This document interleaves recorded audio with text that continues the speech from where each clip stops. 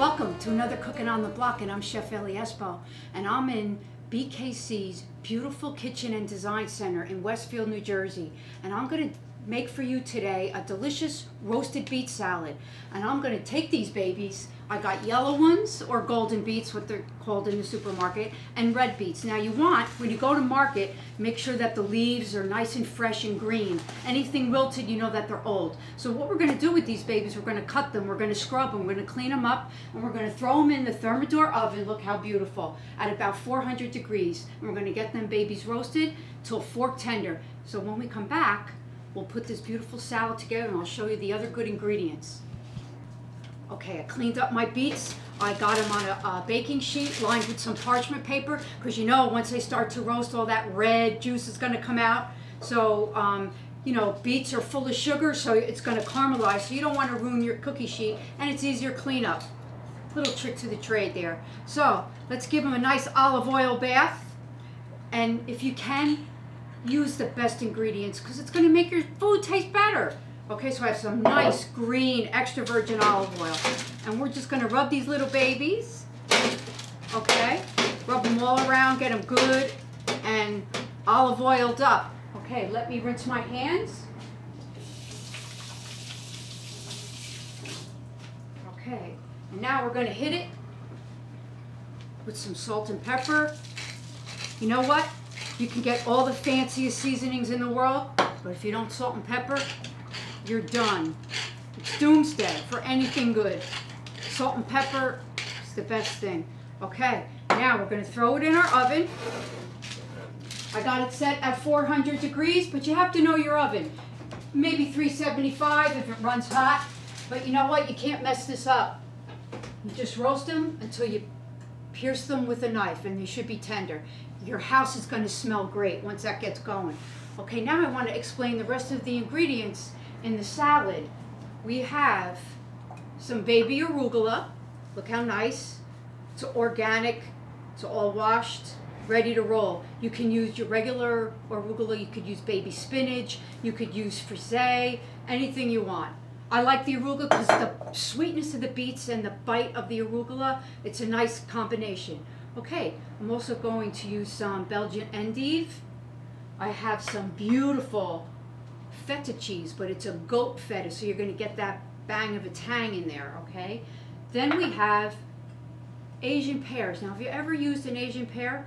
Absolutely delicious. It's crisp like an apple, but sweet like a pear and juicy like a pear. So it's going to be really, really nice. So we're going to cut this in julienne for a nice presentation. And we have some toasted pistachio nuts for that crunch and saltiness, okay? Now, we also, you see the orange on the counter? That's going to go in our dressing. We're going to make a delicious vinaigrette with mustard, a little honey, some really good olive oil, an imported sherry vinegar. But the added little brightness and kick to this is a pomegranate reduction. And right now I have pure pomegranate juice, okay? And we're going to take our saucepan. And you know what? You can make a lot of this and keep it in your cabinet, because it will stay for a week or so. So right here I have about a cup, okay? But you know, you could do the whole thing. And I'm going to add just a little bit of sugar, because pomegranate's even more tart than cranberry, but it's so good for you. It's so good with the antioxidants. So now we have this beautiful cooktop which has a simmer feature, and once this baby gets rolling and starts to reduce, it will stay at the constant texture that you want. Like if you want to do chocolate that way, or a hollandaise sauce. This is the bomb, this thing. I wish I had this in my house. All right, so we're going to let this reduce, and when we come back, we're ready to put this beautiful salad together. Okay, before we continue on with our delicious beet salad, I just want to invite you, and please come join me at my live demonstrations at BKC Kitchen and Design Center in Westfield, New Jersey. You can get all the contact information on my website, or you could call BKC Kitchen and Design Center directly. Okay, so let's get back to our delicious salad. So we have the pomegranate reduction all done, and it's nice and thick and syrupy, and of course it got concentrated, so it's going to be a little more sweet. So right on the cooktop here on the simmer stage, and this is a beautiful feature for this because it's going to keep it at the consistency I want. Okay, so let's get onto our vinaigrette. Now, for our vinaigrette, you know you need olive oil, and we're going to use imported Spanish sherry vinegar. We have some chervil. Okay, let me get this out of the way. And we have fresh thyme, a little honey, and to finish our salad, we're going to use a fleur de sal, which is just sea salt, okay? But it's fancy name. Okay, so we're going to add, and I like 2 to 1 parts for a vinaigrette, so we're going to add 1 part sherry vinegar, and I eyeball, but I'll give you the right amounts on the website with the recipe, so don't worry about it. But I like winging it sometimes. Okay. We're going to add some salt and pepper right into the vinegar because that helps dissolve the salt. Okay. Some cracked black pepper. Okay. We're going to add, and I'm going to shut it off because I don't want it too hot. I'm going to add just about a teaspoon of honey. Okay. A pinch of chervil. Some of the fresh thyme, and we're going to save some thyme for garnish on top of the salad. Okay. Oops. Just about a teaspoon of Dijon mustard. Okay, then for a nice fresh flavor, I'm going to use a nice squeeze of fresh orange in there. Okay. We're going to use the rest for garnish also, so we don't waste anything. And now we're just going to whisk in our extra virgin olive oil. Get it all emulsified. Keep working it. It's going to come together. And we're going to give it a little taste test.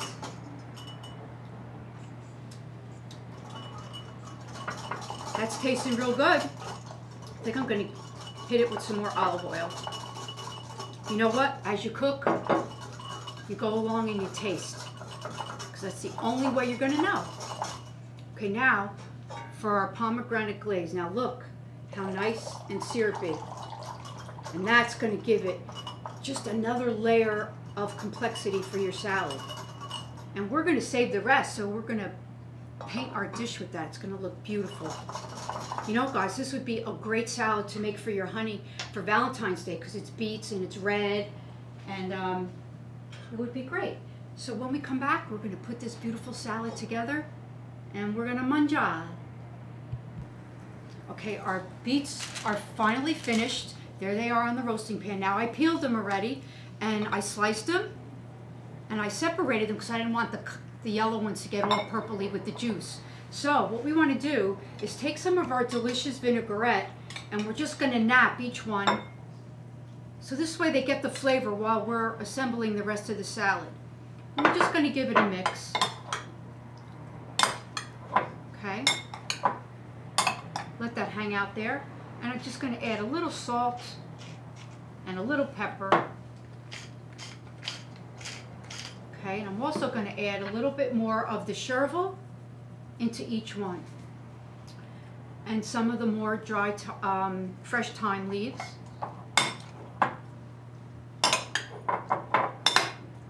Okay, now, of course I have to taste one, right? Look at that beautiful golden beet. Yummers, that's good. Okay. Now what we want to do, we're going to lightly dress our baby arugula. Okay. And you know what? You know about the chef's hands, right? It's the best tool. Okay, and we're lightly dress that. Now we're going to mount it on our platter. And I have the endive all around the edge. You know what? You can make it any way you like, but this is the way I would do it. You want a nice presentation. You know, food is all about how good it is, but how it looks too.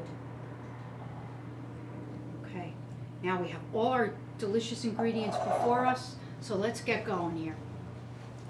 Okay, so you're gonna intersperse the yellow with the red, you know, be creative.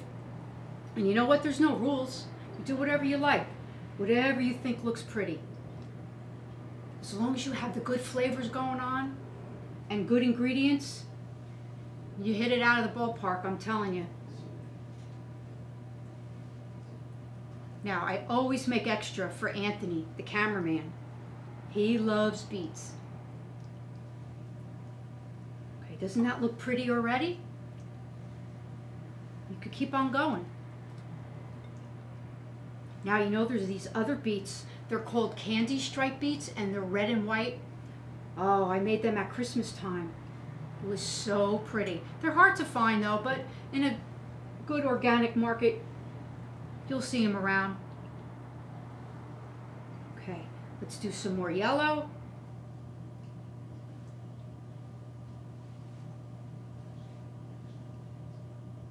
Okay, it's looking fine. Let me just put these to the side and let me wash my hands, because look, they get all red and nasty from the beets.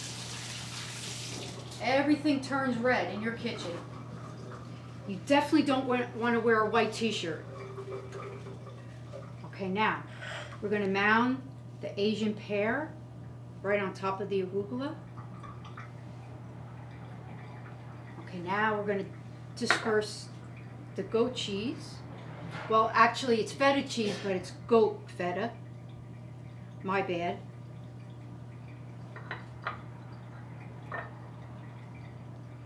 You can use goat cheese if you like. Even like a buffalo mozzarella would be good, but I like the tang from the goat cheese and the feta cheese. Okay, now drizzle a little dressing over the Asian pears and the cheese, and I think we're good to go. We'll nap it with our roasted pistachios. Okay, now we're going to give it a hit of some sea salt, and that gives it an added complexity.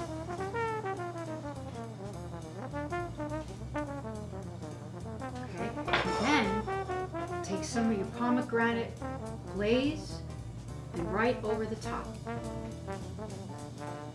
Bellissimo. Molto bene. Isn't that beautiful? Okay, here's the beautiful salad. Can't get any better than this. You really need to try it. Now don't forget, the recipe will be on the website, and don't forget you can join me anytime for a live demonstration at BKC Kitchen and Design Center in Westfield, New Jersey. Thank you, and that was another Cooking on the Block. Buon appetito.